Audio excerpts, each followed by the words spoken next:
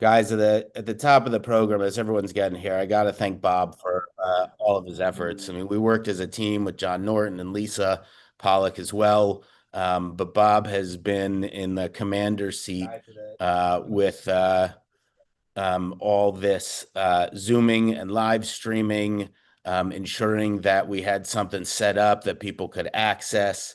And I gotta just give it to Bob for being absolutely amazing, and really doing us just a wonderful a mitzvah with all this. And he was an absolute mensch because it's not easy to sit there throughout the whole thing and just monitor it and make sure everything's going right and to admit people, and to also post stuff in the chat box for people to, be able to access.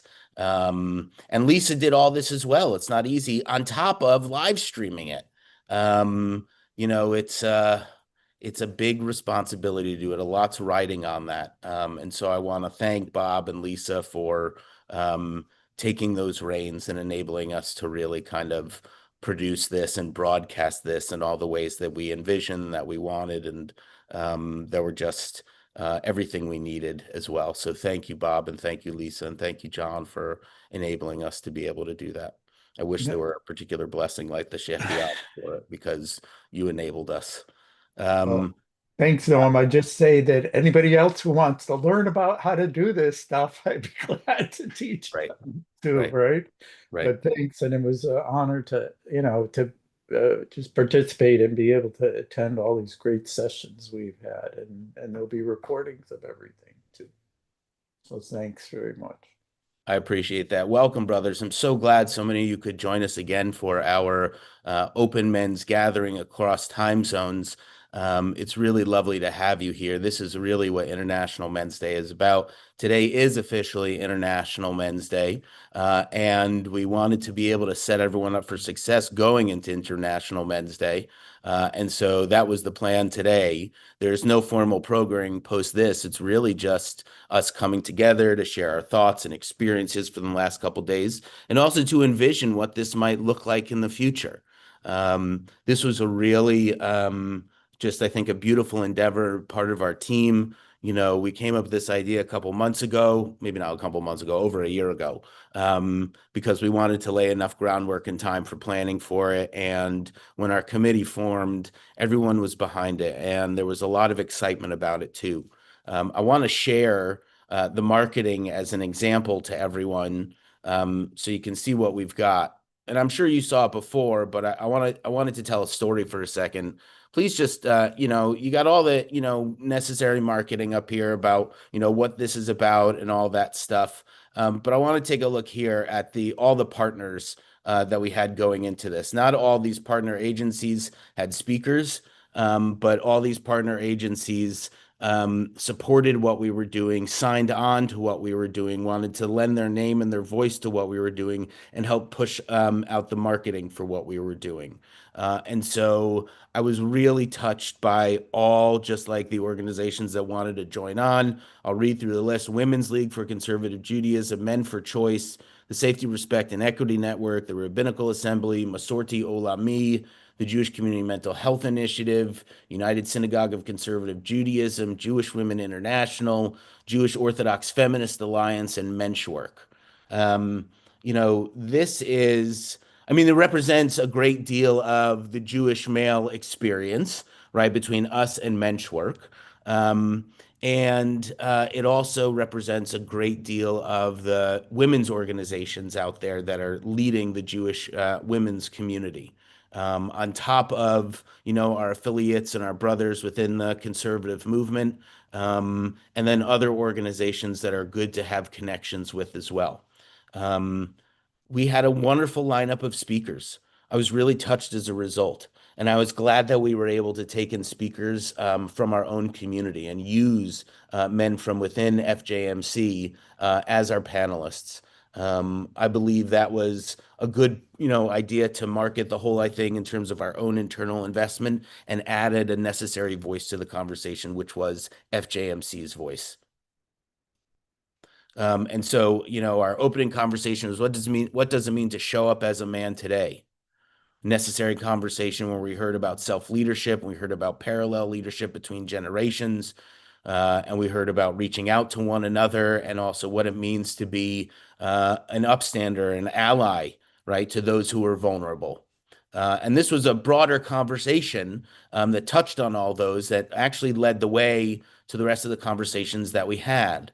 Monday was Mental Health Day, and we had a great conversation with our own Gary Cates, Tara Lieberman, and David McCarty-Kaplan. It was wonderful to talk about the ways that the Jewish community could be more supportive of men, particularly in the areas of mental, spiritual health and well-being. Following that, we had a great conversation. We were supposed to have this wonderful panel of guys talking about their mental health experiences. That unfortunately fell through. It was somewhat difficult for those guys to actually step up and share those stories, and I have a lot of respect for them and totally understand.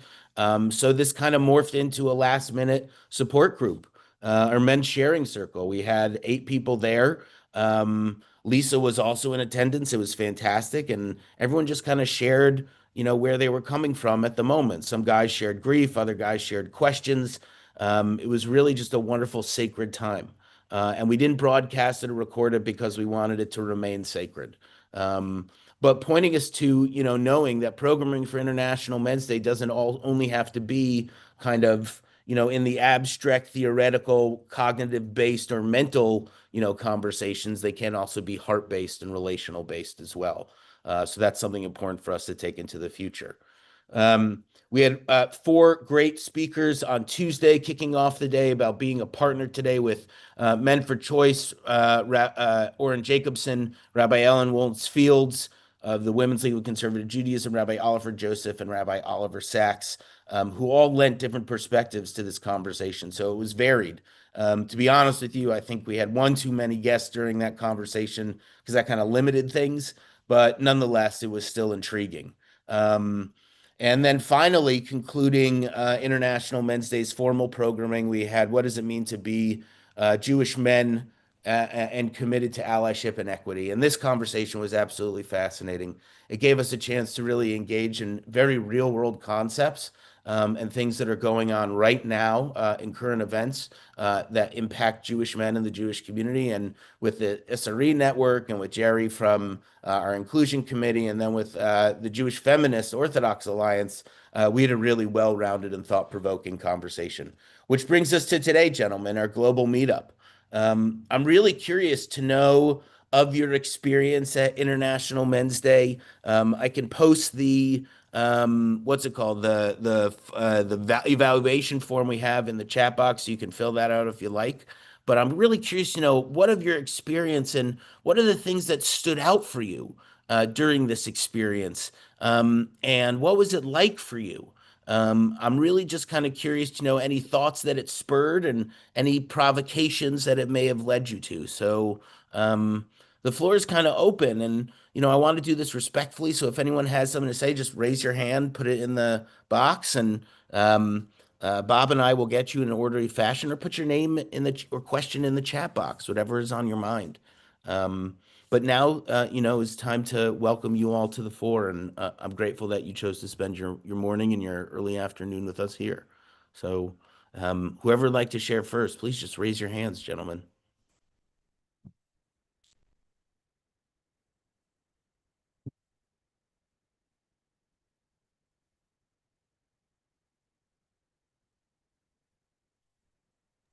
Don't all speak first. Are Marty. you looking for people to just jump in? I'll Yeah, go. well, I mean, raise your hand so we can go in some orderly Oh, fashion. We're not talking over sorry. each other. Marty said hi, and then we'll go to you, Carrie. How about that? Okay. Okay. All right. Please, Marty, Okay. yeah. All right. On Monday, you talked about the interaction between is it Rabbi Yochanan and Reish Lakish? Yeah. I'd like you to expand upon that because I think we could learn something from it. So would you mind doing that, please? Yeah, absolutely. And if I haven't taught about that yet in one of our sessions, that could be a good one to bring to LDI at the very least. There's a wonderful story in the Talmud of Reish Lakish and Rabbi Yochanan. And this story becomes kind of the basis for what we call chavruta, the idea of studying with one another. in more just than kind of like a nice complimentary way. Um, Rabbi Yochanan is a great and also considered a beautiful scholar. In fact, so much so that legends say that he sat outside the bathhouses, particularly the female ones, so women would see him, and when they would go home at night to make love to their husbands, they would think of him and create beautiful children. He had long flowing hair, and often mistaken because he was so beautiful for a woman. And this story is an example of that. And there are a lot of different layers to reading this story. But the one that I enjoy the most is that of, two strangers who are effectively foes, who become family, who become more than friends and then family. But it's tragically, it's a cautionary tale.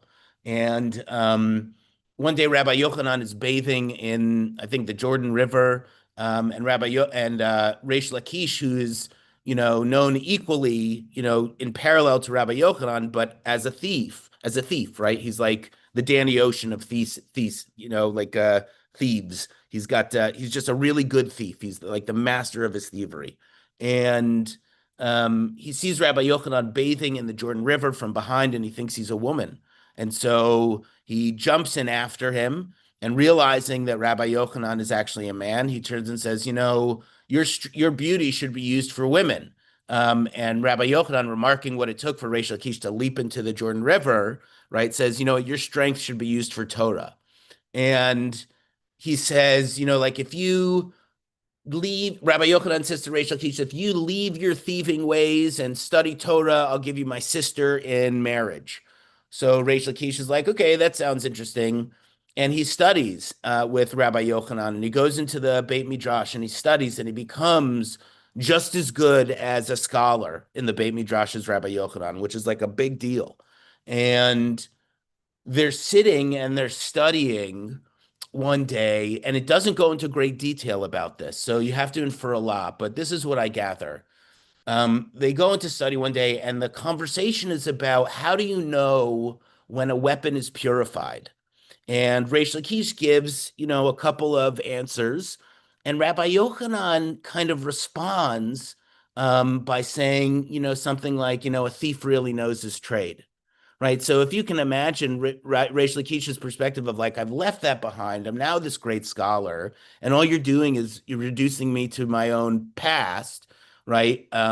He gets self-indignant and says something like, you know what? They called me a master thief out there, and here they call me a master rabbi. Like, what have you done for me? Clearly, this is of my own capabilities that I'm here. And what's fascinating is that men go back and forth. Um, and Rabbi Yochanan eventually says, like, look, dude, I brought you under God's comfort and God's wings and shelter. And at that point, Reish Lakish realizes that he's offended his teacher. And unfortunately, though, it's too late. And we don't know why this descends into petty bickery. It just kind of does. Um, but the sad part about it is that Reish Lakish is so aggrieved by what he's done, he falls into a Great Depression. His wife, Rabbi Yochanan's sister, appeals to Rabbi Yochanan and says, like, you got to work this out because I'm going to become a widow from all this. Eventually, Reish Lakish dies from the depression that he's caused his teacher so much pain. And Rabbi Yochanan is kind of walking around clueless and aimless. It's like Lex Luthor without his Superman. And the rabbinute there at the time, or the Beit Din, says, like, let's send someone to help ease Rabbi Yochanan's mind. He's got to have a sparring partner, right? And instead, they send someone, Rabbi Elazar, I think, who just displeases Rabbi Yochanan from the beginning because all he does is compliment what Rabbi Yochanan says. He's like, everything you say is absolutely right, right? And I have the information that backs up what you say. And Rabbi Yochanan's like, that's not what I wanted, right? What I wanted was Reish Lakish. What I wanted was someone who is going to challenge me, right? And take me to a deeper level of truth. I don't want answers to tell me I'm right. I know I'm right, right? Or else I wouldn't be bringing this up. I'm a smart guy, right? I want someone who's also right and also thinks they're right and can challenge me to think in another way.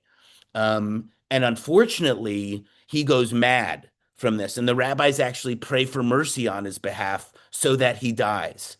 Um, and that's the end of the story. And um, it's I think a cautionary tale because there are opportunities around men all the time to deepen relationships, to go from, I think what our tradition proposes is something radical, someone who are complete enemies, right? Or perceived to be complete opposite sides of the caricature spectrum, a thief and a scholar. Um, uh, that can become family. And yet, it is so delicate, these relationships. They need nourishment.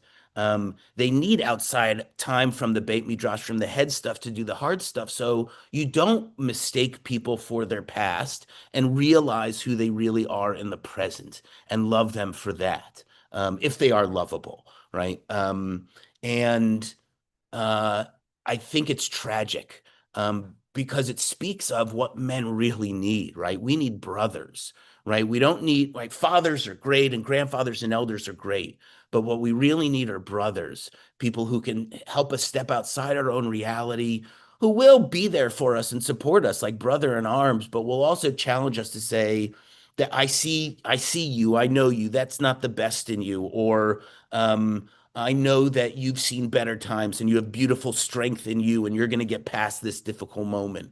Um, we need relationships like that.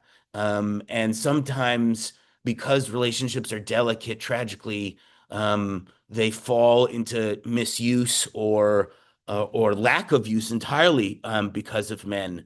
And we forget about the value and what they can really bring us. And either we go mad or we shrivel and die from grief.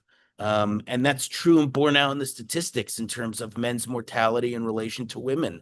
And what happens to men in isolation from just basic platonic relationships, but all the more so when, like an extended relationship of a couple dies, right? Usually, if the female dies first, the man is quickly to go after, where it's the opposite if the man dies first. And so the tradition, I think, speaks to us of great value simply of investing in what could be mundane opportunities for relationships for men, and also appreciating how delicate they are and nurturing them along the way, knowing the risk factors involved that are very real today. Thank you for bringing that up, Marty. I'm happy to teach it later, and I'm happy to supply it as a document. It's one of my favorite texts. Carrie, you had a question? So it's going to feel mundane after that. But and I know that you were kind of sharing the graphics and the marketing and all of that. And one of my questions is, where is everybody? Um, and I don't know if you're how obviously, if this is truly an inaugural thing, if anybody showing up was a good thing, or it's like we thought, with as many members as we have. And part of me is thinking through, and I know that we've had conversations with some of the other groups, that when you're trying to span California, New York, London, Israel, finding a sweet spot that works for everybody can be challenging. And so I was just curious, because I personally, like I said, I was excited about having a bunch of guys come together like Jerry did, and it just didn't work. I don't know if guys weren't ready for the topics, or they just, and by the way, a lot of them are retired, so some like me can sort of, make our schedule work. I may have to be not 100% excuse me, present for all of this particular session, because I do have a Yeah. conflict. But I know that can be a challenge, and I was just curious, because again, I thought this is a great opportunity, great ideas, great topics. And I know we talked a little bit yesterday. You talked about it as a group, and then we talked about it in our smaller group, about which men are ready for being, some people I think are stuck in the Right. 50s. Yeah, I know. I hear you, Carrie. So let me also say, just before I get to that, just one more piece about the text, and I will get to your question, Carrie, but something else spurred in me at the moment, which is to say, the text that I provided, not only it's one of my favorite texts because of its personal import, I know that I'm hard to get along with at times, that I speak my mind, that I speak directly to people and I look them in the eye, and that can be uncomfortable. That happens in my personal life as well as it does my professional life, and I can be loud in people's faces, and that's not easy to deal with. This text reminds me that you bring yourself to encounters. You're not a passive participant in them. And even if you don't know how you're completely showing up, you have to understand that you have impact in some way. And ultimately, it is the relationship that matters more than being right, and me honoring how I naturally am. Right. I will do, if the relationship is important for me, I will do damn near everything I can to invest in the relationship and draw myself and my needs back. That I believe is really one of the central messages of that story between Reish Lakish and Rabbi Yochanan that I use personally in my own life. So I just wanted to share that because that should have been said as well. Now to Carrie's practical question of the planning of things, the timing of things, how many people attended, and all that. I think for an inaugural event, we had close to 100 registrants, and I count that in terms of individual registrants and then also people who showed up in community and whatnot and watched this community. And I know there were several other watch parties, including Jerry's. Um, uh, I think that's great for this being an entirely new conversation in the Jewish community. Nobody else is talking about this stuff formally in the Jewish community. So it behooves us to do that, right? That's what we are. That is the resource that we provide, right? So it gives far more credence to what we are doing than if people actually showed up. So that was kind of the first goal, was really just to establish credence, for much more credence for us as an organization, and to lead the charge on that conversation by bringing other organizations together. Um, uh, we would always like more people to show up, but I think the amount that did for this being an inaugural event is great and says something, and I believe we will get more in the future. I think people are apprehensive about it. People are always concerned about their time, and even the free things, even accessible over Zoom, are not necessarily worth it if they think it's going to be a waste. So we really needed a chance to establish ourselves with this and build a good reputation with it and establish what's called proof of concept, and I believe that we did. And I would love to take the evaluations that we're going to get from participants and from panelists about how we can improve it, because I think there are a number of different ways that we can. Part of the way we set it up was, again, leading up to International Men's Day today. I wonder what it would look like if we kicked off with International Men's Day next time. And what that would look like. I know that this year we overlapped with the Jewish Federations of North America's General Assembly, and that's something that we as an organization should actually be represented at. So I don't think the two could coincide, but if they overlap, that could be really interesting. But that's a big side note in the parking lot right now. We try to choose, dates and times that would make it accessible for people. But in particular, we wanted the panelists there. Working with their schedules during the normal business day was the best way to get them, particularly at ease of access for where they were and without having to pay them. We had no budget for this. And so we were upfront with them about that from the beginning, that we were trying to start a conversation. Their voice was vital to it. And I've thanked them all. Everyone got thank you notes already, thanking them for their participation profusely for that, and asking for their feedback. But we tried to create it in a way that was just easily accessible, and wanting to also unify time zones. It's difficult, right? To get the UK and to get Israel at a good time. But it turns out 9 a.m. on the Pacific Coast is actually really good. It's 12 p.m. on the East, 5 p.m. in the UK, and 7 p.m. in Israel. That to me sounds really good in terms of a unifying day and time where we could get all those different continents together. The larger purpose was, again, to create the resource. So if people couldn't make it, we definitely wanted to make sure that it was live streamed and recorded, again, thanks to Bob, because that's what makes the resource so vital and useful now. And Bob's going to set it up on the website so that it is visible and accessible to people, so they can have it.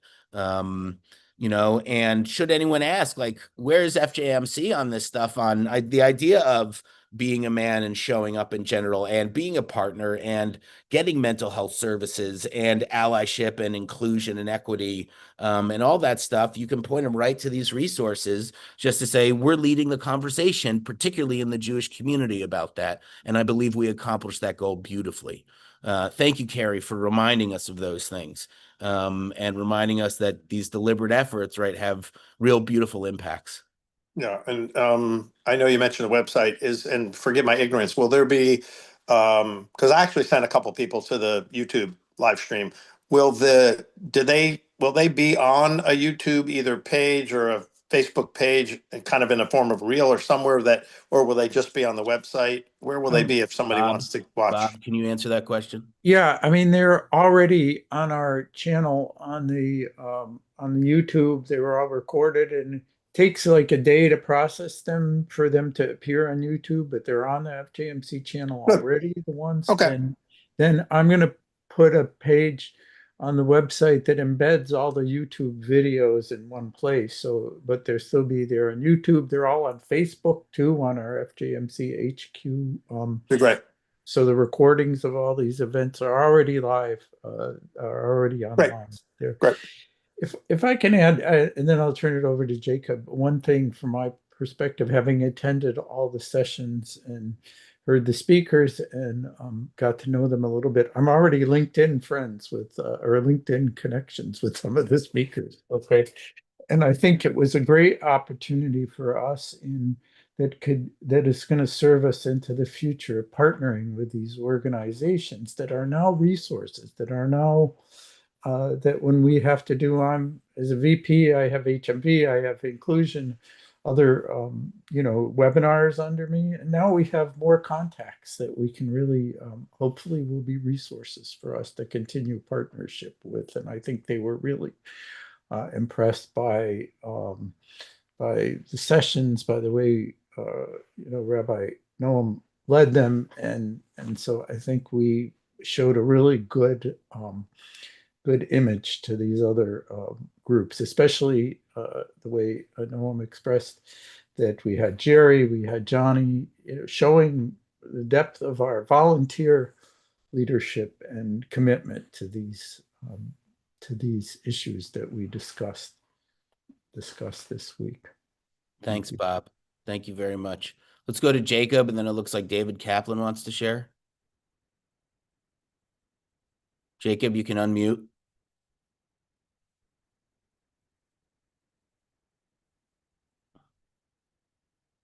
You're muted, Jacob.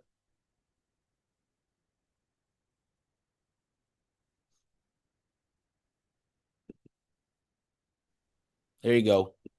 Can you hear me? Yep. Yeah. Okay. I'm now in Italy and retired there. A couple of things. Certainly, the best way to teach about anything, including relationship between men, are the midrashim. And midrashim had to be short and on the point. If they're not short, you lose people. Second, when you talk about people that men generally do not talk to each other or whatever, reluctance, I share my experience, personal experience. I enjoy traveling around the world whenever I can and whenever my pocket allows it. And especially, I am curious but not nosy. So I'm curious about a human being, and I try as much as possible to connect. And I noticed, connect with any black, white, man, woman, whatever. And I noticed that when I connect with men, they're not interested to react. But with women, nothing to do because I'm beautiful. But with women, actually, I can always connect. and they react to my question or issues, sometimes provocation, because I would like to know what they think about several things, especially around the world. So that's the point. I think that men are not interested to talk to men. I don't think it is something personal. I think it is a fact. Okay. One question. Um, how many groups do you think are around about the relationship between men in other religious denominations or whatever, Muslim, Christian, and how they are doing if they actually exist? Jacob, let me see. First of all, I very much appreciate your insights. Um, did you say you're in Italy right now? Yeah. And were you It's, able to it is participate? 6:30, 6:34, 6 hours between New York and Yes. where I am. I And mean, where I am, Italy have only 1 hour. were you in Italy when you joined us for the conversations? Yes, but because of the hour, I'm not always I could. And again, I was interested to know what's. Yes, no, I can appreciate that. How did you hear about this opportunity? I received email from FJMC, Okay, and let's put it this way. I received I belong to many organizations. So, of course, I'm interested to know what's going on. sure. So I told myself, let's see what they have to say. I mean, No, that's wonderful. Are you part of a Jewish community somewhere in the world? well, I used to be in the United States for 35 years, and I see. so yes, I was part of the congregations and so on and so on. Well, it's lovely to meet you. And I very Thank much you. appreciate your thoughts. And I think it's really wonderful that you seek out, through curiosity, knowledge and wisdom with people. I That is mean, if I were not curious, I would be dead. Yes, no, I agree. And I think that's part of the story from the Midrash that we were sharing. That curiosity, without that, curiosity is a Yeah, life-saving. actually, let me say something. Okay, briefly, You because I have want to to be answer your curious. question. Yeah, Yes, you have to be curious in order to reach people. I agree. I agree. You know? It's actually that's what empathy is. Empathy is actually Yes, curiosity. It's closing the gap in what we absolutely. don't know about people, Absolutely. right? Okay, thank you. Absolutely. So, Jacob, your question about are there other men's organizations out there like FJMC? Yes, there are. FJMC, is almost 100 years old. There are others. I'm having difficulty naming them now, but there are a lot. They're of different types. There are different men's organizations in the Christian faith. I think I'm sure there's one in the Muslim community as well. Um, I know that there are several different men's organizations within the secular world, right, having nothing to do with religion, but based in Native American, traditions or things that are, Doing. part of American culture, like the Mankind Project, who has a very broad and international reach as well. Um, so we're not the only ones. We are one of the only ones doing it in the Jewish community. Um, but yeah, there are possibilities and other examples in other places. Yeah. Does that answer your question? Yeah, thank you. Absolutely. David, you had a question, right? David Kaplan? No, not a question. I had an answer. Um, an answer to the earlier question about what we're getting out of this. So uh, when I got on that first session on Sunday, um, I mentioned this at one of the other sessions, I think. I had the session in my ear as I motorcycled to McDonald's to meet a couple of younger guys who I met at the New England retreat. And absolutely coincidental that after 6 months, they initiated hey, we said we'd get together for coffee. Are you available Sunday afternoon? Right. And most of my intent, and Marty, yes, I'll tell you all about it later, Marty. Most of my intent on what we're doing here this week is to get a sense of what is outside of my comfort zone that might be exactly what some of these younger guys, and one of them you'll meet in January at LDI at the Young Guys Track. But really, what are we doing differently now than when I started to get involved 25 years ago? I mean, when I started to get involved, people kept always, elbowing me and saying, "Hey, this ain't your father's men's club." What I'm hoping as I talk to some of these younger guys is not only this ain't my men's club, but this is your men's club or your men's group. And my only role is to, one, encourage you to figure out what the hell it should look like. What I'm finding when I'm talking to younger men now is I can only tell my own story, and that this organization provided a venue for me to be in proximity to and a safe place to have discussions with guys who 20 and 25 years ago had become my closest friends in my later adult life. I mean, literally, my closest friends are people that I met at the retreat and when I first went in 2001, or people that I met at my first convention also in 2001, and how I have an opportunity, not only an example I give is, motorcycling cross country, solo motorcycle cross country. I got friends I literally stayed with all over the country, guys that I've met through this organization and are not acquaintances, they're friends,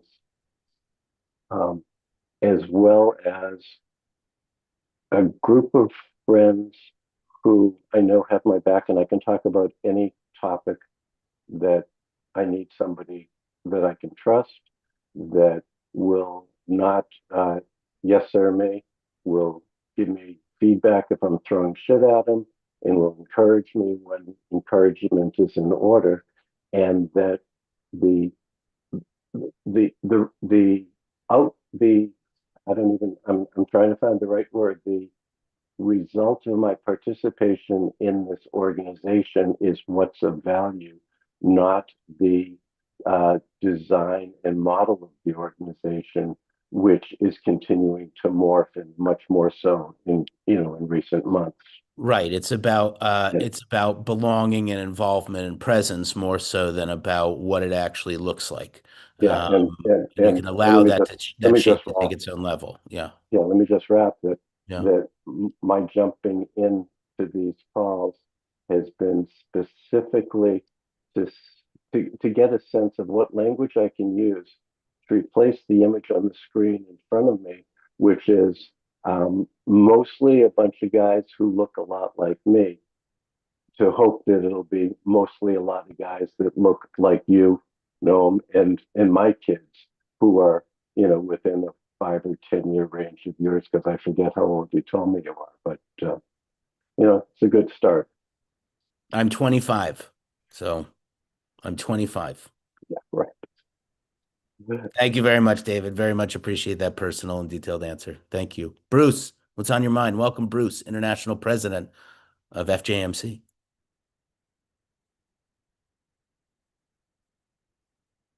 You're on mute, buddy.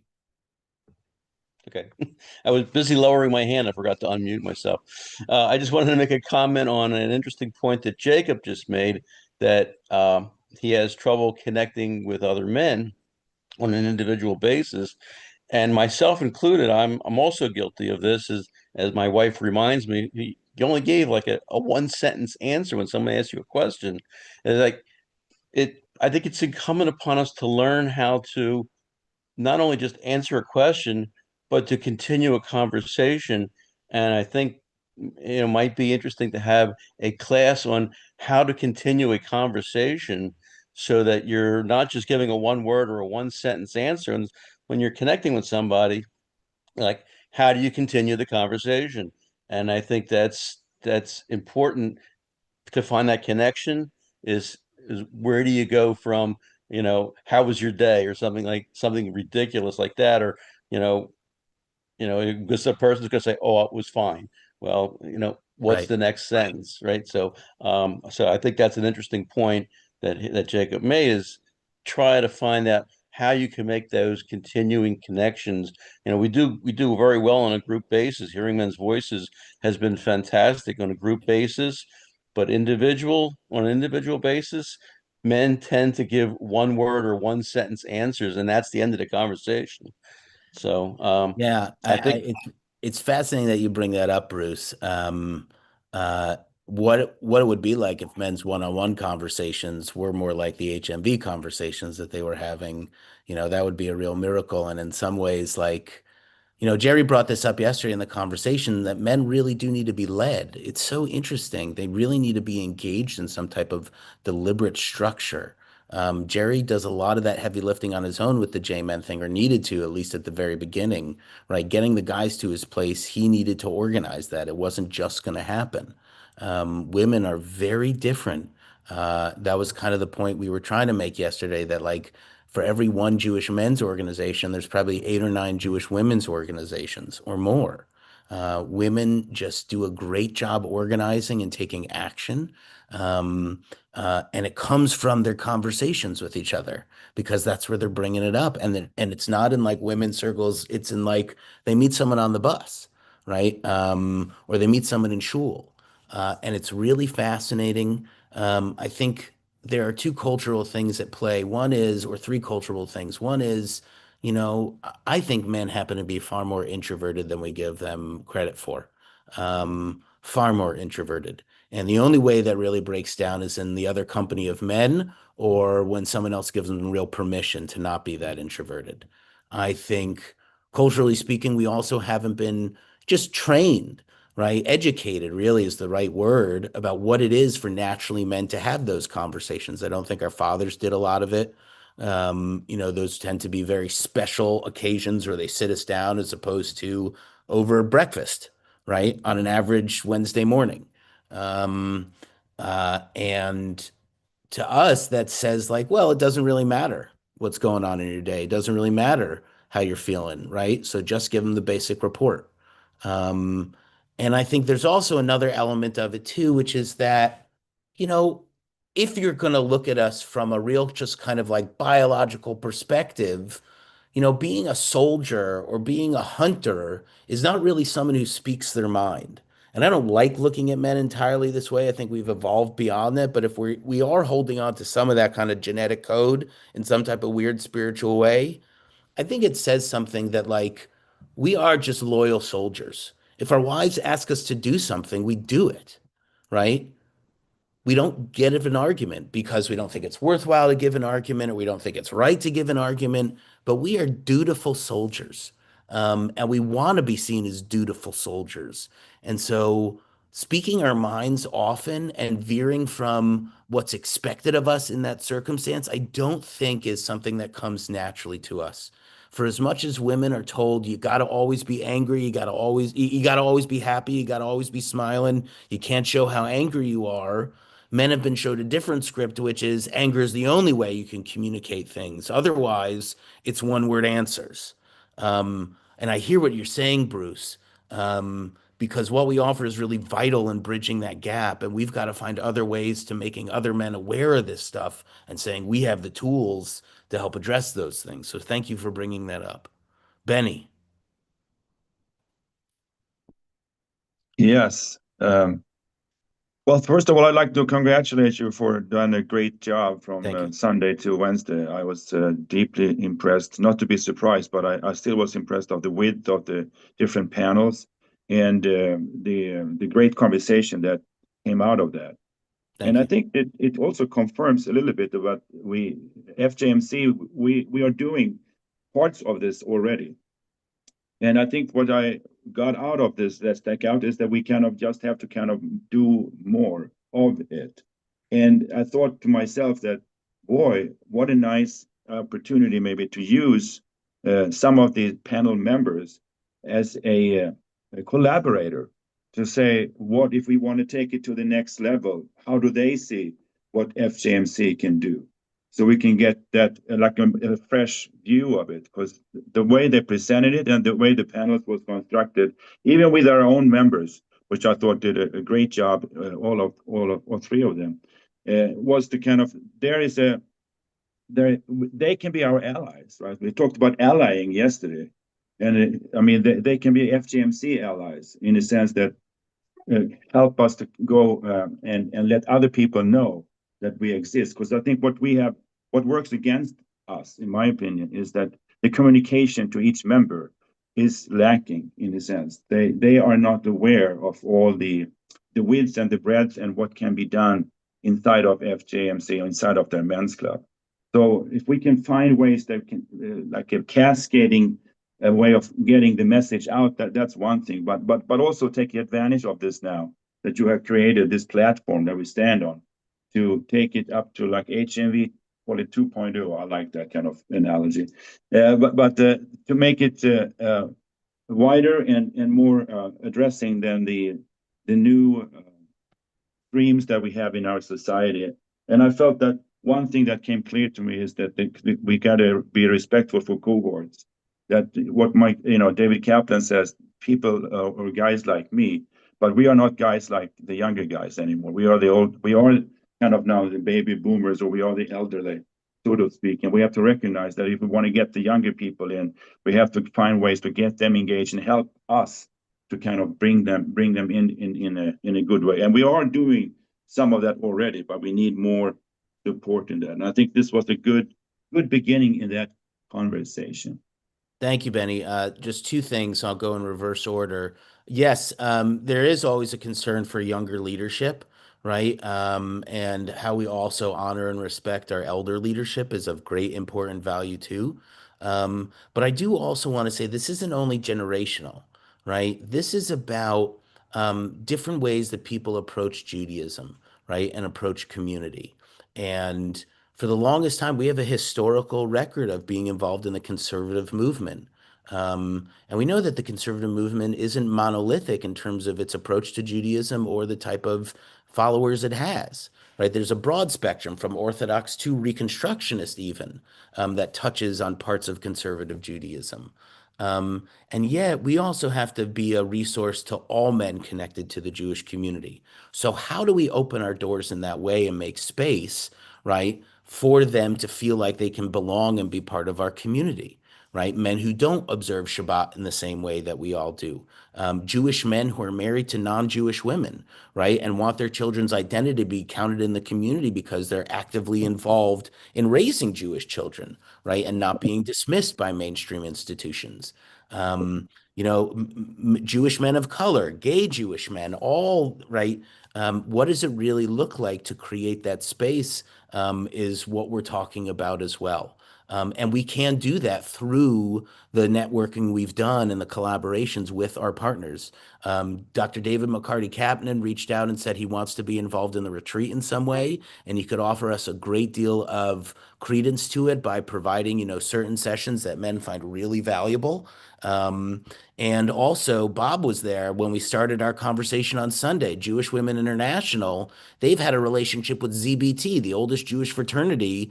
And in the recent years, they produced for them, right? What does it mean to be a Jewish man? A women's organization is doing that through a Jewish fraternity. Why isn't that something that we're doing first and foremost, right? And second of all, it was wonderful that Meredith was willing to figure out a way that we could collaborate together, right, on that type of project, because it may bring them, Jewish Women International, more credence to work with an elder Jewish men's organization who actually knows about what it is to be a man and can provide that mentorship, right, which is really what matters. And so there are great opportunities all around that we're going to try to explore, to your point, Benny, and even more so. So thank you very much for bringing that up.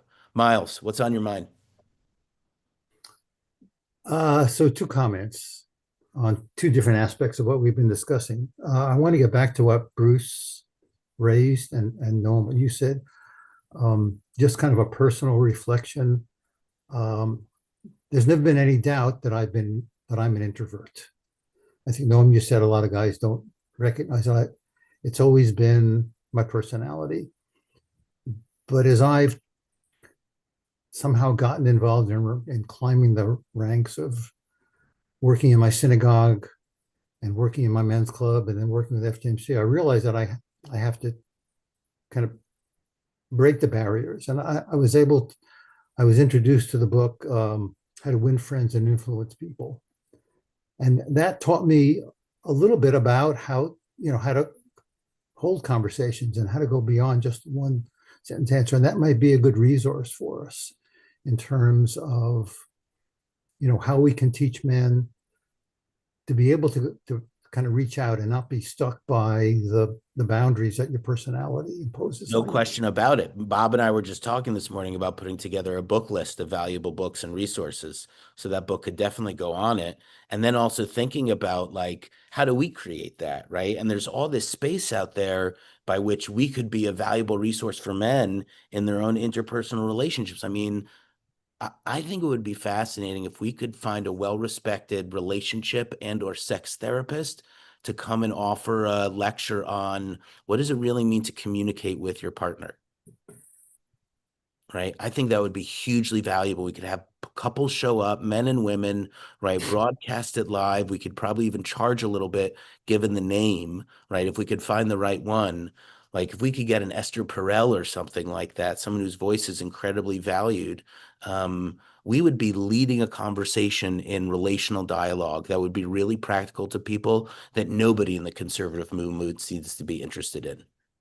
Sex and relationships are huge huge axes for people in their lives at really any stage. And for us to address it, saying this is a necessary topic that men especially need to be aware of and literate and articulate in, would be a huge, I think, resource for us to offer.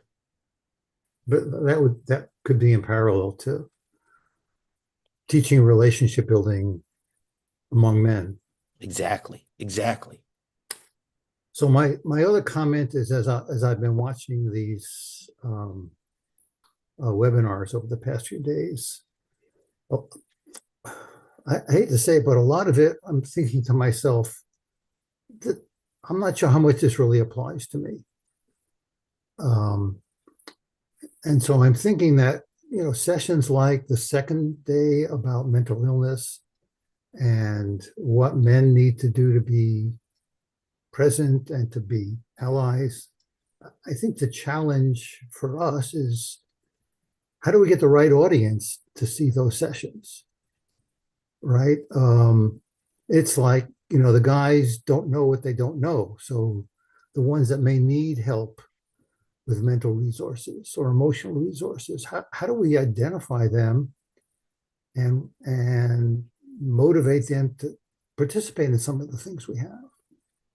And I think that's the direction our marketing should be looking at, because you don't need me on this session, right? You need the guys who have challenges and the guys who can develop and overcome some of their issues. I don't know this is only about challenges, Miles, and addressing things from a personal level. I think this is also about, with respect to what you're saying, I think this is also about awareness, right? And it does actually speak volumes to have someone like you there, right? Having a veteran member of our community who's got a great deal of experience, an elder leader, right, says that you are concerned, or at least very least interested in these issues, and you support people also being made aware of them and learning about them.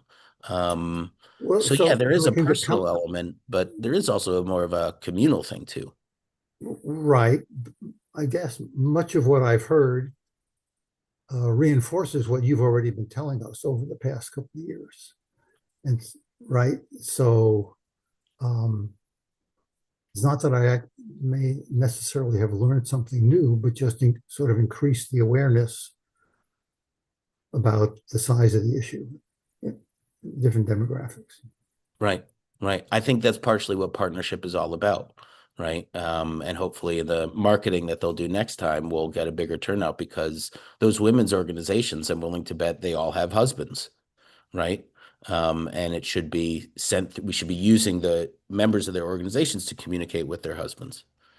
Great. Thanks, Miles. Right. Well, so Yasha on a great job. Bless you. Thank you very much. Mike Rosenberg.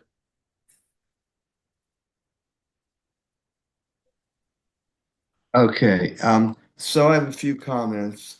Uh, Number one, I think Carrie brought this up about the number of men attending these events, and I agree it's disappointing, and I'm just wondering two things. First of all, for younger men that that are in the workforce, this may, I understand the challenge with the time zones, but um, 12 noon, yeah, maybe they could, if they really were that interested, they could, take off as their lunch hour, but it could be a challenge for some of the younger men. And secondly, where's the rest of the older men here? I mean, we have our organization is a lot of men over 60 and 70. So that's kind of strange to me. But another comment I'll make is on the first session on Sunday, I watched our men's club at our synagogue. We have watch parties for football to watch the Steelers football game. So we tied this in with that, and we had two TVs there. We only had 8 people there, and half of us were watching the International Men's Day, and half of them didn't want to be bothered, and they continued to watch the football game. So, but on the good side of it, there was one guy in our group who was a younger guy in his I'm not sure in his 30s or 40s, and so he came to our event, and so we're looking forward to having him, and he said that he would talk to some other men in his group of religious school, parents. So I thought that was good. So I guess did I have any other points? Well, I thought the program was good, and I got something out of it. Oh, one other question. I Yeah. put this in the chat the first day. You're talking about this rest and reflection program in Mhm. California, and you have it listed for ages 21 to 65. I mean, why is that? You're like discounting me. I'm 76, so I can't come to it, or what's the story here? No, this is my nervous laugh. Um, Mike, I don't know what to say. I apologize. I'll just, we had to think of a cutoff age. And we're trying to make room, like we've been talking about, for newer guys who aren't so familiar with FJMC, particularly in the Southern California area. We know that there's a great population actually in the 25 to 55-year-old crowd, based on a lot of different congregations that we're trying to reach out to. And so we're trying to direct the bubble, right, or the mass attendance towards that. We have about 40 spots available. And so we're trying to, kind of create um, max effort, I guess is what you could say in something like that. Or the words are escaping me, but we didn't mean to leave you out, is what I'm saying. I apologize if that's the feeling that it's created. That was not our intention. But we do have to try to be strategic about things and intentional in order to, try to get a certain impact. That's the best kind of Oh, no, admin I answer I can give you. understand. I understand. It's kind of a tightrope walk Yeah. between, not alienating, older members. But I mean, I think that a lot of us, men my age that might read that may be offended. Maybe I'm wrong. Maybe I'm reacting too strongly, but, they may say, oh, well, you don't even want me. I'm 75, 76, 70, I whatever. apologize. Yeah. Yeah, that was not our intention at all. But I will say that we do care deeply about the retreat offerings that we offer because we know how vital and valuable they can be. So there's a real internal effort to raise the standard of our retreats and to make sure that we get more men there, because we know that having guys there is really the way to make it a joyful experience, regardless of the age. So this is really the only one we're offering where there's like a specific age bracket. Sure, I All the other understand. ones are really open to everyone based on region. Right. And I will say in general, I mean, like our regional retreats, I think they're one of the greatest things that we do in our Yeah. region and I'm sure other regions. And I see we had the founder of the Mensch group, and I know I've been seeing their information about their retreats, and you know I've never gone to one, and I was thinking about it, but then they moved it from Pearlstone up to Connecticut, which is a little Mhm. further, you know, for me. But they look like they have an excellent program for their retreat. I hear wonderful things about it. I've never personally been there myself. I know Yeah. Sean is a fantastic guy, and if he's putting something together, it's going to be a fantastic program. Hey, thank you. Absolutely, Mike. Always welcome your feedback. Bob. Couple of things, Mike. I had to laugh because yesterday I got when Noam promoted the retreat, I got a chat, private chat from Marty Paley, who said, "What's wrong with me?" 'Cause he's like 70. Okay, so I just said, Never you know, win. It's we're trying to get never people win. who normally wouldn't go to retreat. We all have retreats to our regional retreats. Everybody here has a regional retreat that they can go Right, to. But the right. guys for the one in California are guys who might not, new guys who might not go to a retreat. So we all have a retreat we can go to. But something I was going to mention in response to HMV and the audience for this. I mean, I know everybody here because they come regularly to, these events and everything, but getting these ideas and these programs down to the regional and club level, I'm not sure what a great job we do with that. Okay. My club is one of the strongest clubs in the FJMC, I dare to say. We're growing, we have younger members and everything. But every event we do, and I complain about this, involves something and some kind of booze. Okay. It's rum and rashi. It's like trivia and beer in the sukkah. It's like a steak and scotch. It's like if there's not a nighttime event. I mean, brunch is we don't drink at brunch. Okay. But every other event seems to require drinking, which is a right now as somebody who doesn't drink, that's like alienating to me. And we do HMV once a year to check that box on the quality club form, essentially. I mean, there's somebody really dedicated to HMV, luckily, but getting these ideas down to the club and regional level and the new programs that we're doing, I'm not sure we're doing a great job of that. Hmm. And I have to say, when I look at LDI, the way it's done in the last couple of years, it's about a lot about the how, but not much about the what. Okay. I mean, as a program VP, I don't see how we're including our Okay. new programs into LDI. So, So getting down to the club, this down from the Zoom level to the club and regional level is really something we need to work on. I hear you loud and clear, Bob. Thanks for bringing that up. Absolutely. Carrie. Yeah, so I think, and I apologize because there was a moment there where a call came in and I overheard something about husbands and wives and couples together.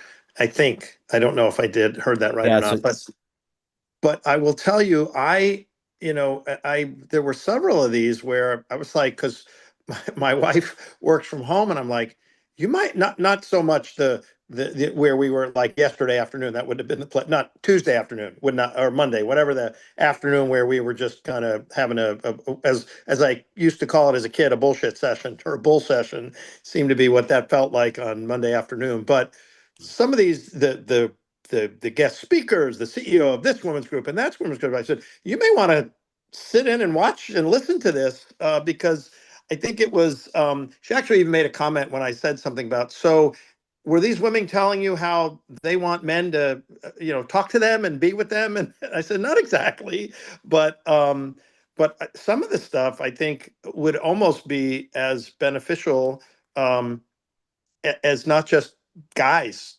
alone, but as couples, where if we're trying to learn how to show up and be men in our households, I'm not sure. First of all, I'm not so sure that for some of us, the other side of that, we all talk about how great they are at communication and relationships and friendships and all that, but kind of the flip side, it would not be a bad thing either, and or more. Not that we need to have a FJMC couples therapy, but having couples together on that sort of thing and these topics, I don't know that would be a bad thing. So, just saying. Thank you very much for that, Carrie. Yeah. Brothers, I think we could take another 5 minutes if you want to stick around. If anyone else has any other thoughts or anything else from the last couple of days really resonated with them, or anything else they want to share as a result of the conversations that we've been having. Was there anything that maybe changed your perspective or gave you something to think about that you hadn't thought about before?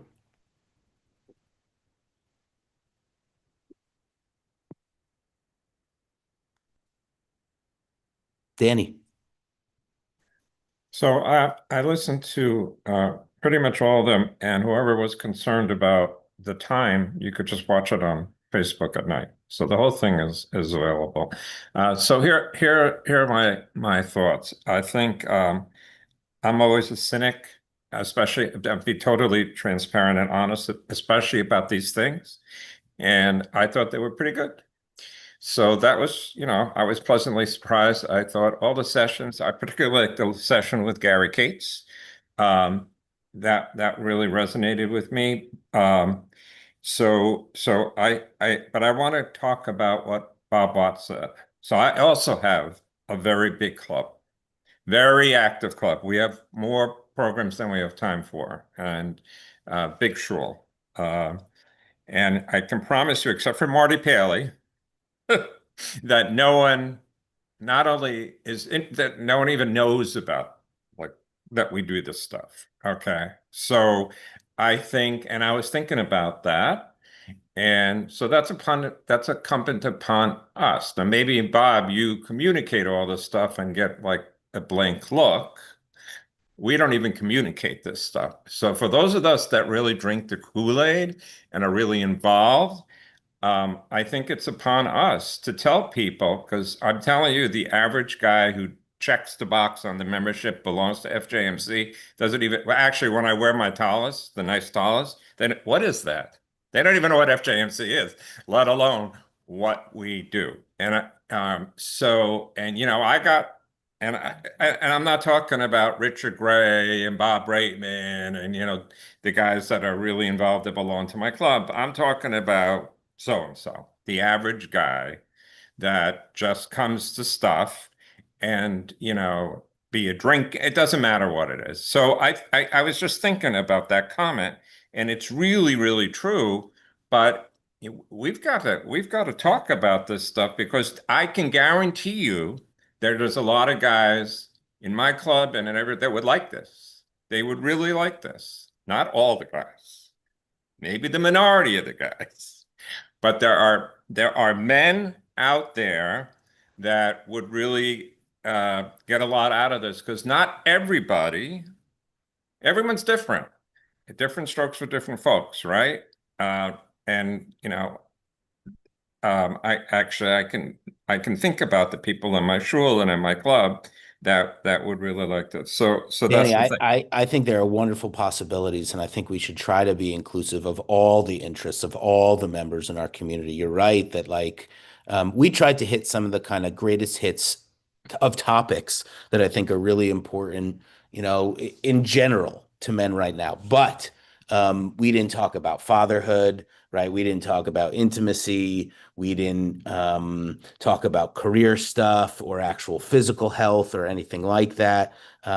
We didn't spend a lot of time really talking about personal relationships, right? They were all broad topics. So to your point, there's a lot more that we could be talking about that could attract a broader swath of men. This was really a test pilot. Yeah. I hear people saying that like they wish more men would have come, right? I know there's disappointment in that, and I still say we had a great turnout for what we tried to accomplish.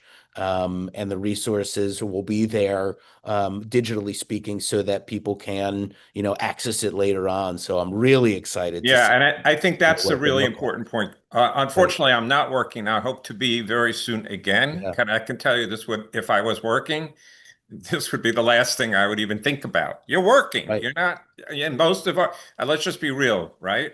The majority of our members live on the East Coast and in the Midwest. Right. So it's 1:13 on a Wednesday afternoon. You're not going to take your lunch hour or whatever because you're at work. And I find that, and so I wouldn't get into the attendance thing because I found myself in my working years, when I stop from work and start doing FJMC stuff, it really messes my head up. It takes me away from what I'm going to take. Yeah. So guys aren't going to do that. Okay. People have a career. So don't worry so much about the numbers. Let's promote that it was recorded and that people should watch it. And that they're not that long and they don't have to watch everything. They watch what they're interested in, like I did. Okay. So I think the numbers were fine. So don't get so hung. But yeah, we have a lot of possibilities to broaden this. I just want to make one more comment. The gentleman who just said about the wives, I don't know. The whole kind of the point of this though is men speak differently. I would be very different if my wife was part of an HMV. I would. I'm being honest. There are different ways to do it, I think is what we're trying to say, right? Yes, there Yeah. are certain spaces which we should hold just for men to Yes. have their conversations so they can trust one another. I think to Carrie's point, and the point that I was also trying to make earlier was just that there could be larger practical conversations that could just be good as like a lecture or a webinar, right? That we're offering to the general public of our guys, right? Who also have partners. But there are different ways to do it. You're right. And we can do all of them. We really can. We just have to figure out the right way to do it. To your point of also making other guys aware of this sort of thing, that's about marketing. I think that's about partnerships as well. I do also think that's a little bit about advertising, right? Newspapers don't necessarily exist to sell you the news. They exist to sell you the ad space, right? Because the advertisers want to get eyes. The news there is just kind of like the benefit to the ad space. This is Chomsky, right? This isn't me, right? But the newspapers exist to sell ad space. The news is just a fringe benefit to the reader. So, what does it look like to care about the type of ad space that men are interested in from a Jewish and from a secular perspective that we should be connected with? Right? Because if it gets us in front of their eyes, that's exactly what we want. Yeah. So just something to think about. Friends, this has been really wonderful.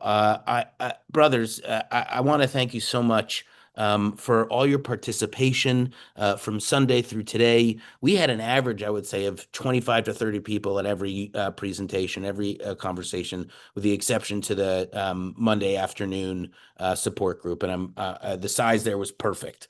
I think anything larger than that would have been harder to handle. I think that says something. We did something bold. We gave ourselves far more credence and affirmation within the community. We turned ourselves into a resource by which the other organizations that we partnered with can look to us for further collaboration and partnership because we know what we are doing and we are serious about what we are doing. That says a lot, particularly about male leadership. Having a vision and moving forward into it and being brave in our encounter of the conversation is truly inspiring leadership. And I thank you all, especially the committee made up of Lisa, made up of Bob, made up of John, made up of Jerry, and with Creighton and Bruce's support, and just wonderful other efforts by any number of other people. We pulled off a fantastic event. We should be proud of it, and we should be looking towards the future with great excitement and anticipation. vision for next year. So I welcome your support. If you want to join in that process, please reach out to me, and I'll be happy to start the conversation with you. So thank you again for your time, for your participation, for your dedication, and for your engagement in this very necessary and urgent conversation that FJMC International led the way through. Thank you all. Have a wonderful day.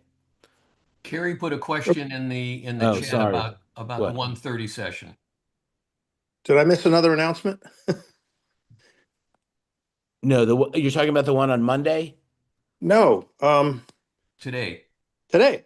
There's one On the listed on the calendar, it schedule says for, closing reflections and celebration, what we've learned, what we carry forward, includes That's audience. supposed to be if it's on that schedule, just a leftover thing. That was all supposed to be combined into this Okay. right now. Okay, I would, just because I know some people, I might, for what it's worth, you might want to, I don't know that there are people, like, I originally wasn't even going to be able to come to this one. I was going to come at 1:30, so you may want to just check and see if people show I've up at got time in 1:30. my schedule, so I can hang out. I'll Yeah. hang out. But if anyone needs to go, they can go. Seriously.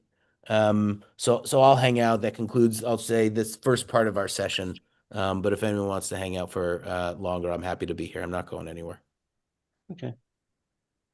Yeah, and again, I just was curious because, like I said, it like the other days, there was a 12 and then a 1:30. They looked like separate events. So I don't know that there are people, and I could be completely wrong. Listen, I've fallen on the sword for stupider things, like when our synagogue has a Friday night Hanukkah candle lighting and the Shabbat dinner.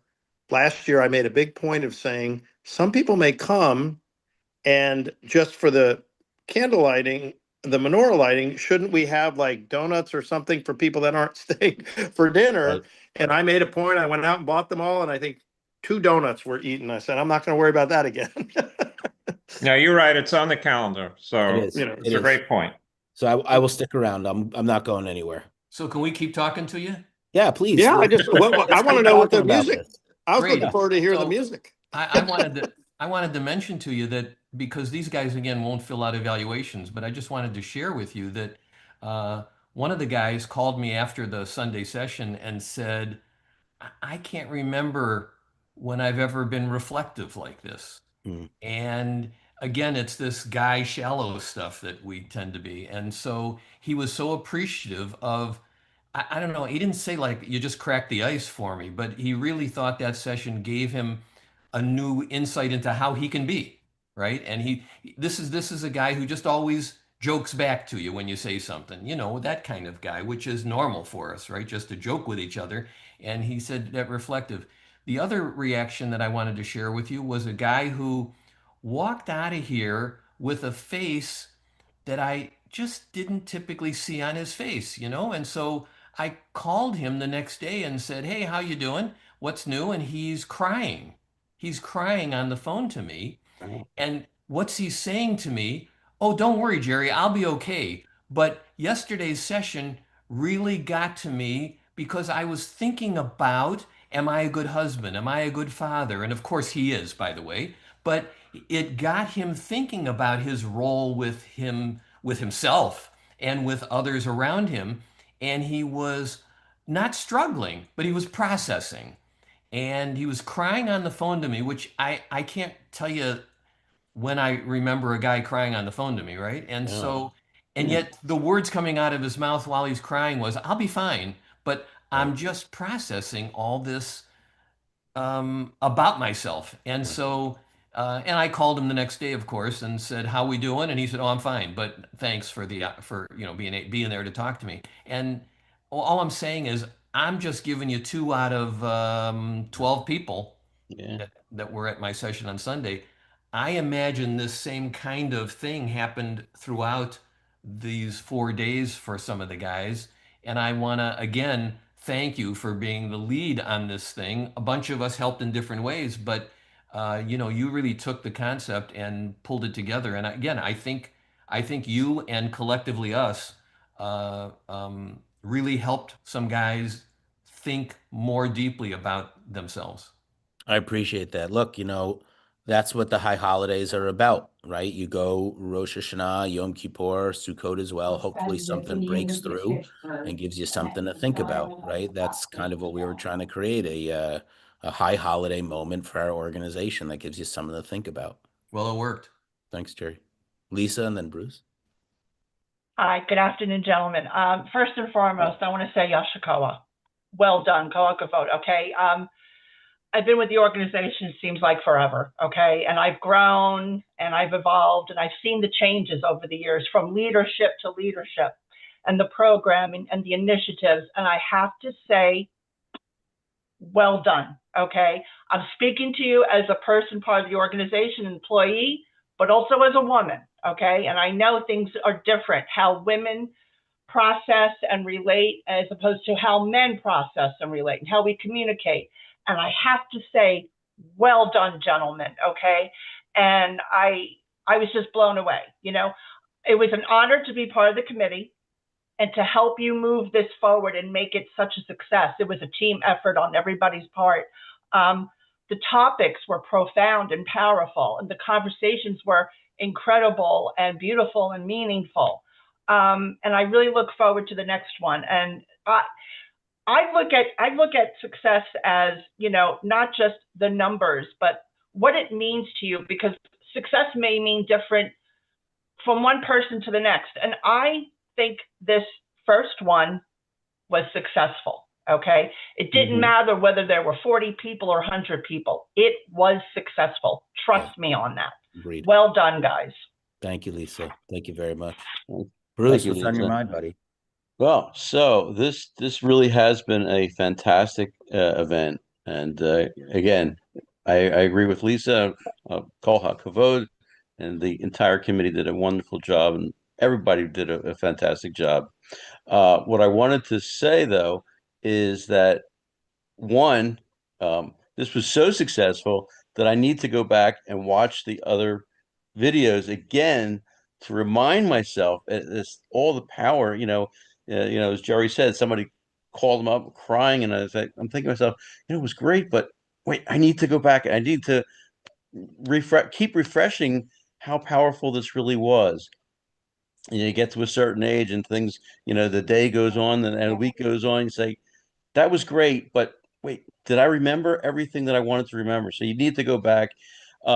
So one of the things that you're going to see, gentlemen and ladies, brothers and sisters, is that as our new weekly digest comes out, there will be a link to go to the International Men's Day live stream and video. So it's there and it's going to be there.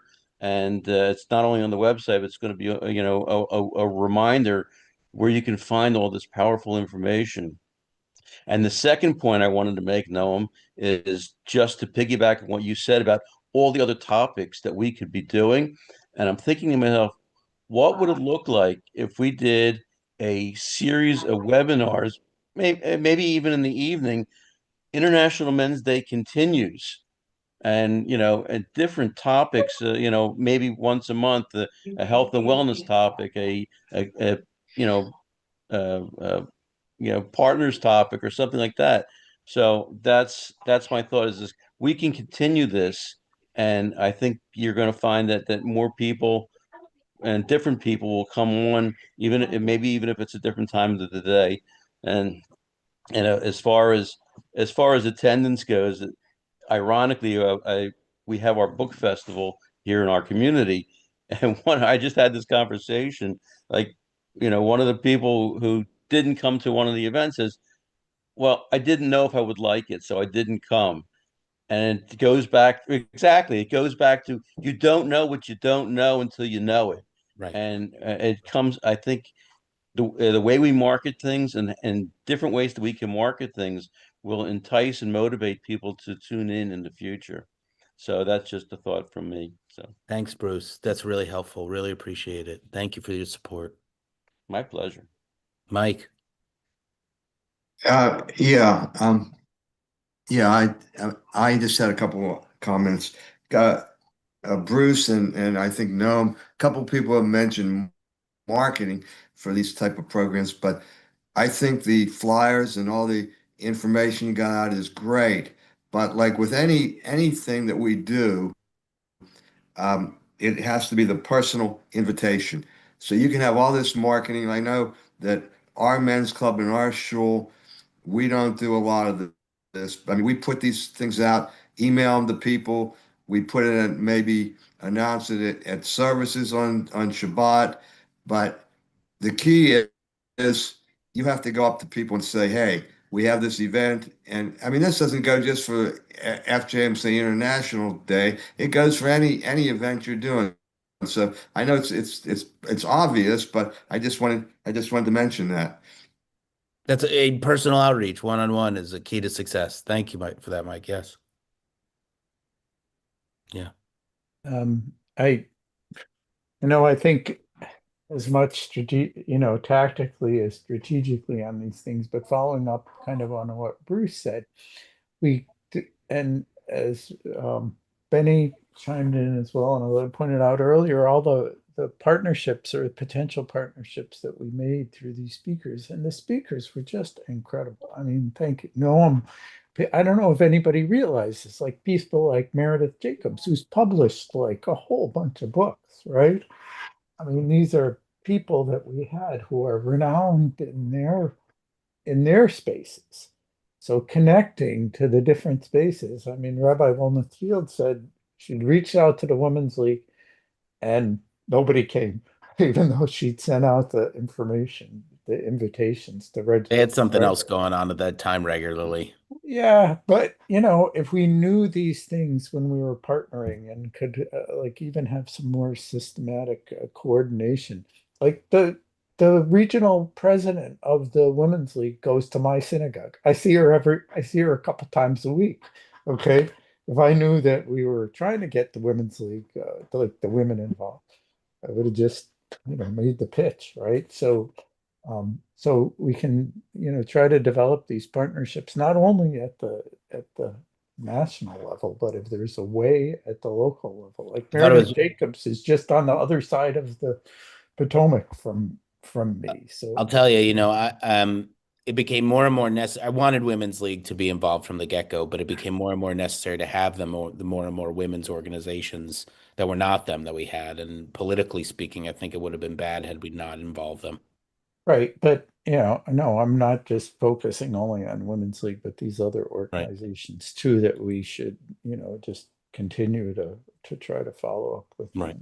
and stay in touch with and use the opportunities to promote their work too if it's relevant. Yeah. Yeah.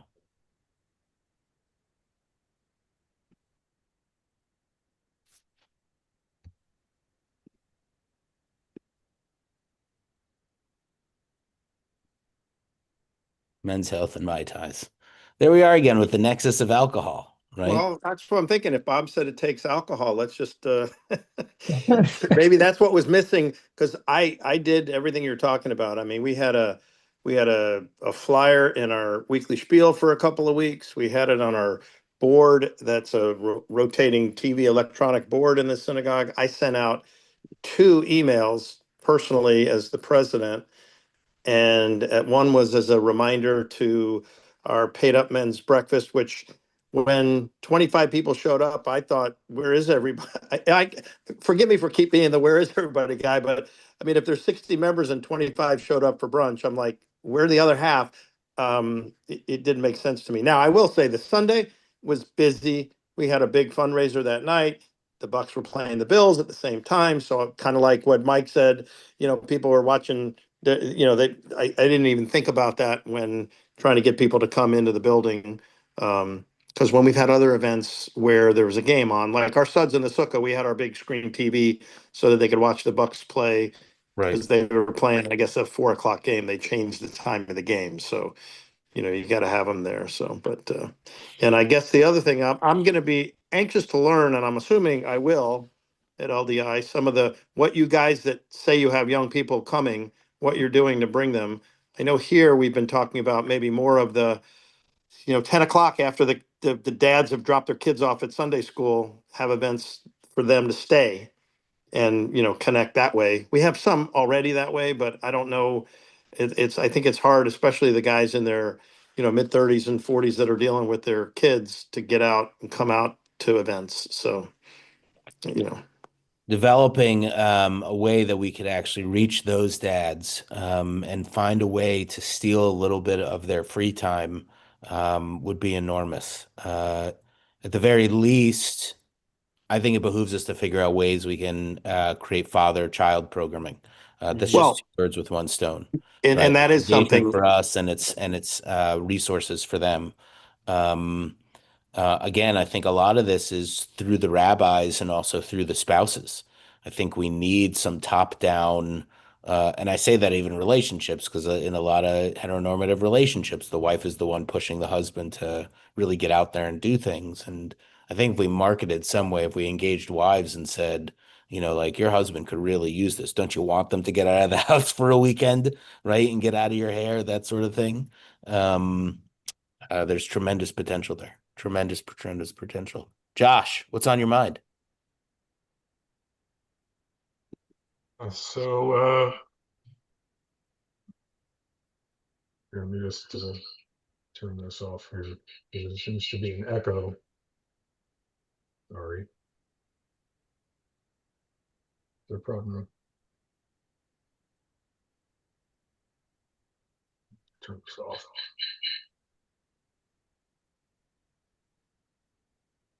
Sorry. So I remember to your point, Noam, I remember my parents that now are both deceased, but there was a time when my dad was not working, and I remember my mom getting very angry with him and says, "Be a man, go out and get a job, even if it's driving a taxi." So things have changed in our society as far as traditional gender roles are concerned. I'm a mental health advocate, and I'm also an advocate for veterans, and the two sort of coalesce in the sense that there's been a big problem of mental illness in the military, and particularly, and as evidenced by the greatly increased occurrence of suicides in that community, and they, not only veterans but all men and women for that matter, need to know that it's okay to say that you're not okay and that you need help. Right. So the session that really I found, all sessions were valuable. The one on Monday about mental health, and I tried to contribute to that without being irrelevant. But there's actually statistically, they say this is a statistic that women tend to like. This is why is psychoanalysis more effective for men than for women? Because when it's time for a man to get back to his childhood, he's already there. But in any event, yeah, I mean, I as somebody who's just started a men's club at my temple, it's really a first-class synagogue, just lacking a men's club. So I took the initiative and started one. We're trying to do some programming jointly with our already vibrant and active women's league. But we should also do programming specifically for the men's club, and to do programming jointly with men's clubs of other temples. So that's something that I'm focused on, and I think it's good that the FJMC now welcomes men's clubs, brotherhoods from Reform temples into our organization. I happen to think, again, here I might be going off on a bit of a digression, but in terms of the conservative movement, generally speaking, I'm in agreement with the late Rabbi Neil Gilman, Zichrono Sadiq Livracha, who said that it's time for the conservative movement for us to acknowledge that we're not a halakhic movement. Instead of saying that we're a more progressive, liberal, flexible take on orthodoxy. We should say that we're a conservative, traditional alternative to reform. The reform, they have the intellectual honesty to acknowledge that they're not halachic. We conservative, we maintain that we are halachic, but let's face it, we're really not. That's my view anyway. I know that's a controversial Bold things to statement that I say just made. it's 10:30 where I am. Those are both things to say anywhere, but I hear your point very much, Josh. Yeah. Um,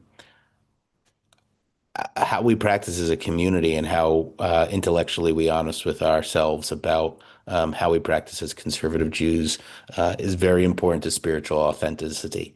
Um, and yeah, I mean, I don't have any more to offer on that other than it's a very bold thing to say. I welcome it because I do think a lot of it's true. Yeah, I mean, I think we like the aesthetic of Well, I'll tell conservative. you, the Right, conservative movement back in the 1980s, the controversial issue had to do with egalitarianism. Now conservative is egalitarian right, worldwide.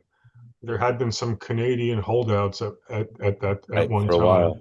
Right, Still are. but of late, the big wedge issue has been sexual orientation. right. And if you say you're halachic means fundamentally you're grounded in Torah and Torah Shebichtav, Torah Sheba'al Peh. The Torah doesn't really speak to lesbianism, but in terms of male homosexuality, the Torah is pretty unambiguous about it. Hmm. The only way halachically, I defer to you, Noam, and other Yeah, rabbis. I'm not a professional rabbi, but yeah, I think, having studied jurisprudential theory as it pertains to halacha, the only way to uh, give the halachic go-ahead to same-sex marriage and to homosexuals, bisexuals, etc., becoming rabbis, cantors also, I suppose, is by means of a takana, an yeah. enactment. Let's also be clear what a takana is. It means a new establishment, New enactment, yeah, right? A new exactly. enactment, right? Yeah. A ratcheting up or way of Well, the saying, same way that the most famous one in Jewish history was Rabbeinu Gershom, right? right, Because obviously in the Torah, our patriarchs, Abraham and Jacob, had more than one wife. Polygamy clearly is permissible. right. And so, but as far as I understand, Rabbeinu Gershom says society had by that time, this is somewhere in the Middle Ages, changed sufficiently that um, monogamy had to be Instituted. mandatory. Yeah, yeah. And only recently did they have to renew the takana. So there was a little brief window there where Jewish men were actually permitted. So if you didn't take advantage of it, guys, I don't know what to tell you. But yeah, yeah, his takana made monogamy mandatory. And takanot are essential, really, I think, to the survival of the people, right? Particularly if you are going to um, make Judaism more accessible and also remain concerned about the dignity of the individual involved. I mean, it's not only the takanot, right? It's not only the way of saying we are now in a different time, right? And so we need a different approach to this. It is also of saying what are the values that undergird it, and the primary tshuvot that came out not only established this takana, but also established that we should be looking at this from a position of kavod habriot, that all people, right, not only are made in the image of God, but that we have to offer dignity to the human being, right? Kavod habriot, dignity to every life, as a paramount Well, approach to of your point, recognition. Yeah, I told you about mental health. There had been a time, not too long ago, in fact, where in the Diagnostic and Statistical Manual, which is sort of the textbook for we do psychiatric this before. Yeah, diagnosis, there yeah, was a time when homosexuality was considered a mental right, disorder. right, exactly. We've come a long way.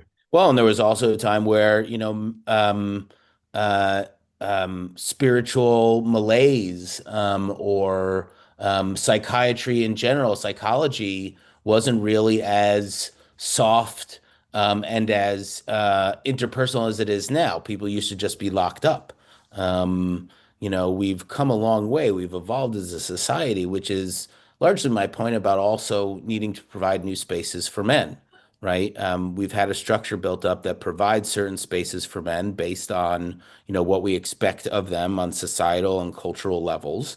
And now there are new societal and cultural expectations upon men, right? The idea of toxic masculinity is right a bad idea because it's a sweeping generalization, right? Masculinity in and of itself is not toxic, right? It is just right a social construct like femininity, which we can all lean into in one way or another. There are cultural phenomenons and cultural events within masculinity, just like there are within femininity, that are toxic, either to the health of the well-being or the people around them. Um, those should not be celebrated. Those should be, made aware of, and we should figure out ways to stay away from them, right? What are the healthier practices? What does a healthy community of men look like? What are healthy behaviors for men when we know what unhealthy behaviors look like? And so, because we're now at this, I think, pivot point of what society expects and culturally what's expected of men, and especially because you're going to see, and you already do see, a lot of people in certain communities digging their heels in, like on the right, in the trad wife atmosphere, and also the way that men carry themselves and define themselves, like with the Andrew Tates of the world and the Nick Fuenteses and all that. And I would even say Scott Galloway on the left, right, who's not promoting anything more than a traditional form of masculinity and provide, protect, and procreate, right? And so those are his three tenets. So, what we provide to men as being an authentically and sincerely Jewish organization rooted in a wisdom tradition, right, that has sustained us for thousands of years and offered us really natural forms of what it means to carry oneself, if you want to say, leaning into that masculinity, in really beautiful ways. Um, and you could take a look at kind of the evolution of the major questions that men are asked in the beginning of the Torah, first with, Adam, like, why did you eat that apple? He obfuscates, he deflects accountability and blames Eve, right? The woman gave it to me, right? Then you get to Cain, who doesn't know the value of a human life, right? Am I my brother's keeper? He's literally asking, am I my brother's keeper? Right? Was I supposed to not kill him? And God has to answer that question. And then we get to Noah, who doesn't ask questions at all, right? Who just says, sure, I'm going to do what I'm told and I'm going to build this ark, but I'm not really going to tell anyone else about it. And it's just going to benefit me and my family. And then we get to Abraham, who's faced with Sodom and Gomorrah and suffering. And rather than saying, sure, let me just worry about my family, he says, that's not right. And he says it to God, the most powerful being, right? He steps forward. The words are very clear, Vayigash, which is the same word that we use when we talk about Judah and Judah stepping forward to save Benjamin from that circumstance that Joseph is trying to put him in with stealing the cup. Yehuda Vayigash, he steps forward, right, and takes the responsibility, takes accountability, puts himself on the line in a sense of vulnerable leadership to people who are much more powerful than he is to say that's not right, right? I can't think of a better example for Jewish men, right? But we're not perpetuating those images, and we really need to, right? Because new things are now required for us as Jewish men.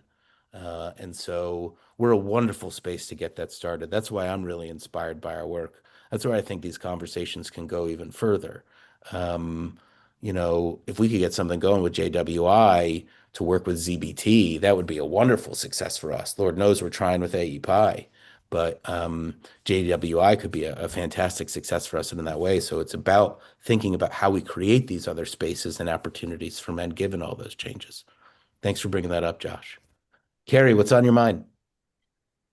Well, I was just as the probably least knowledgeable hachachli, working on it.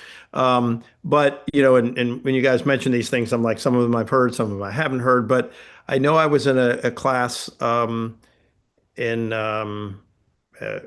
the Chabad a couple of years ago where there's different levels. There was the Torah, the written, Then there was the there's the Torah law, then there's the rabbinic law, then there's the interpretation. So it's always, I mean, in theory, it's always changing. The interpretive, if you think about the interpretation part, I guess who say that just because the guys back then were the ones interpreting then made the laws. Well, if someone's interpreting now, and I guess I'm hearing a new word now, that if people interpret now and determine it's appropriate, so then it becomes something. I guess I don't know. It depends. But I mean, you know, the I think event of establishing a takana is when things are really incongruent with what we know today, right? All the other right. times we find ways to make it work. There are times where we have to say, no, this doesn't work anymore based on what we know now. Mm-hmm. Yeah. So anyway, I just wanted to mention that because Right. You were talking about. Say, I always understood not that the conservative was kind of somewhere in the middle, where you had the Orthodox, which was anachronistically believes everything is as it was then, Right. is still now, and will be, and then the Or at least that Reform. the Torah always provided for any changes that need to occur. They just didn't know it yet. Right. And so they go and they find it and it backs up whatever they need to do. Reform doesn't necessarily wait for that. Right. They see the change coming and they try to adapt for it because they see it as more of a fad. Right. It's important to, I think, if you look at the movements, consider them more like a house. Right. And the house through time goes through disrepair, right? Things change, the weather breaks it down, you learn new things. And Orthodoxy kind of says we like the way the house is, it still works, right? We're just gonna kind of tighten things up and make sure we still have what comforts us. And if it's incongruent, it doesn't, match the decor around the neighborhood, right? Or sticks out like a sore thumb, we're okay with that because we've got what we need. Conservative says, okay, now that the rain's here and now that we've got some holes in the roof, we're going to do something about it. Reform says we see a storm coming and we're going to make sure we're already set for it so that there are no leaks, or so that if there are, they're minimal, or, we have to learn from them or something like that. And I think Reconstructionist says, like, hold on, we see a whole new thing coming. It's not just weather patterns. You guys are living in a whole new world or a whole different world. And so we're going to build the house again based on what we think is really valuable, but in a new way that allows us to live in this present world. I mean, no, I'm just as an example, just to illustrate my point. Yeah, Josh. When two Orthodox Jews, when they have a legal dispute, they might go to a Beit Din to have that adjudicated. Yeah. Do we have anything like comparable in conservative Judaism? It depends. It depends on the extent of it. We convene Beit Dins as primarily for purposes of conversion. Right. The conservative movement has the Committee on Jewish Law and Standards, which asks major questions of things, whether or not disputes like in a legal context, like in civil court, need to be adjudicated on such a regular basis within more progressive movements. I haven't heard of a lot of them. The primary time that a Beit Din from the conservative movement steps in is in the event that a husband isn't granting a wife a get and wants to keep her legally Jewishly married and presents her as an aguna, a chained woman who can't then marry someone else.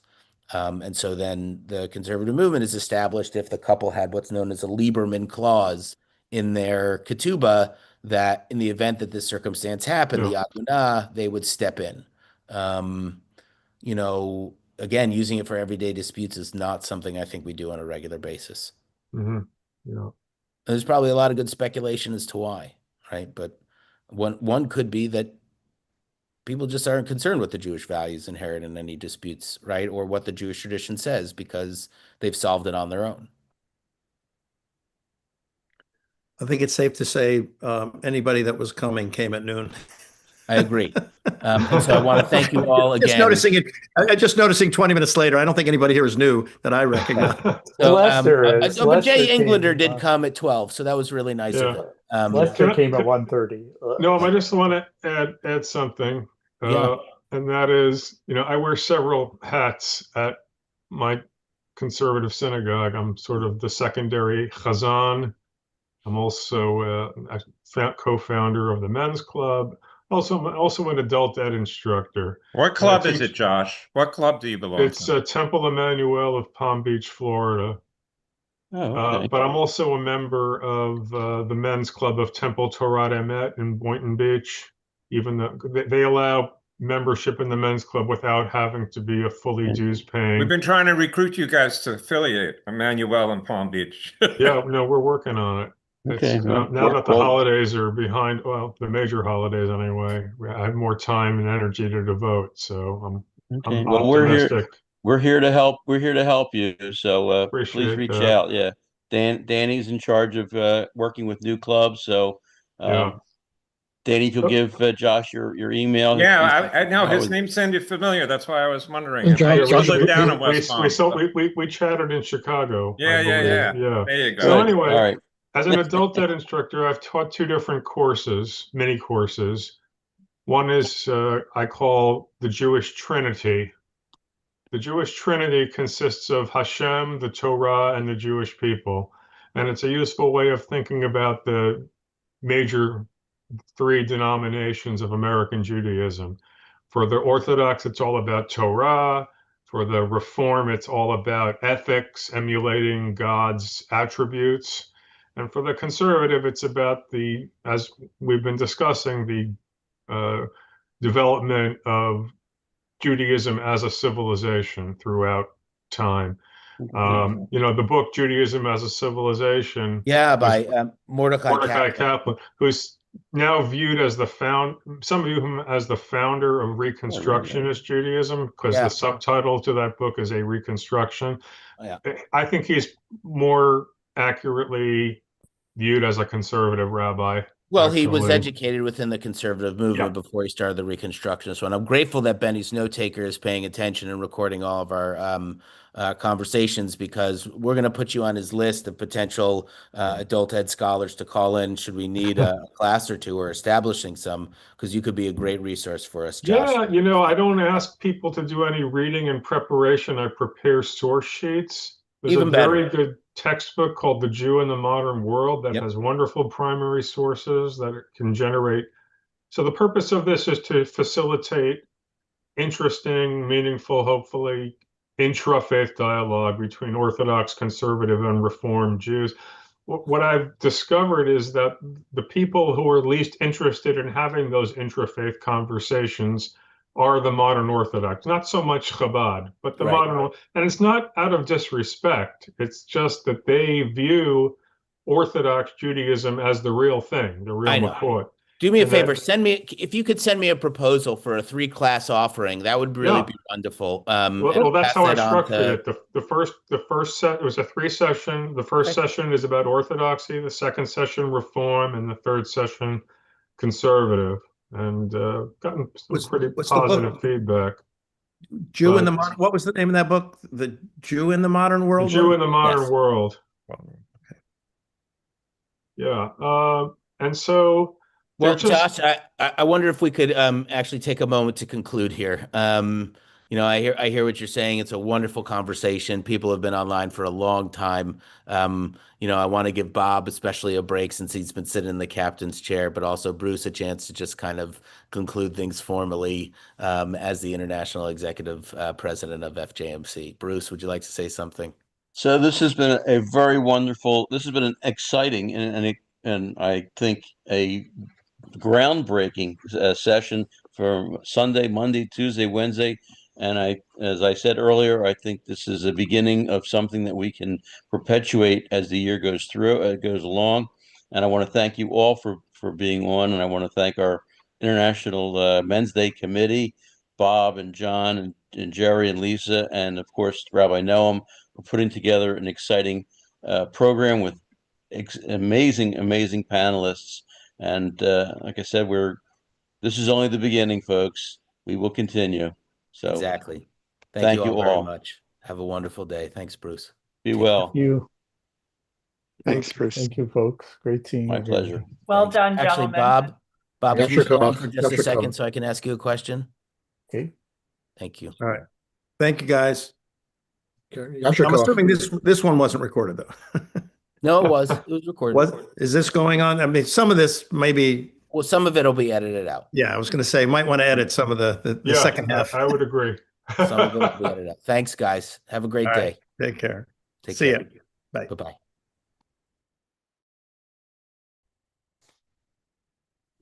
Pick Also out Benny's Benny's note note taker. taker. Okay. Yeah. It's nothing confidential, it's just a practical thing. Will we have transcripts available for the conversations that we had? Yeah. Excellent. The YouTube and Zoom makes transcripts of the Fantastic. recordings, everything that was recorded. Okay. Good. Whenever they're available, please send them to me or just give me access to them because the executive director of JOFA, Rabbi Daphne, is looking for a transcript. She wants to write an article about it. So that sounds really good. Great. Okay. Yeah. I mean, I'll have it in a day or two. Okay. It doesn't always. It's no rush. Whatever. I'm sure it'll come up. Yeah. I mean, I'll just have to check it out and see how it did. But that would be good. Thanks, Yeah. Bob. Appreciate Okay. it. I was going to I put in a pitch for HMV. We have this challenge and Carl has wearing a couple of hats and we want to move forward with HMV. I put a plug in and I'm going to reach out to guys who are registered, to guys who showed up also, the leaders to help out with the HMV committee, because we only have right now me as VP, Carl is the committee chair, and I'm trying to recruit more guys to I help appreciate out, that, Bob. That'll be really useful. because there's so much we could do. Yeah. All right. All right. Thanks, I'll see you next. Take care. All right. You too. Bye. Thanks very much. And Yashikoa. Thanks, man. Bye-bye.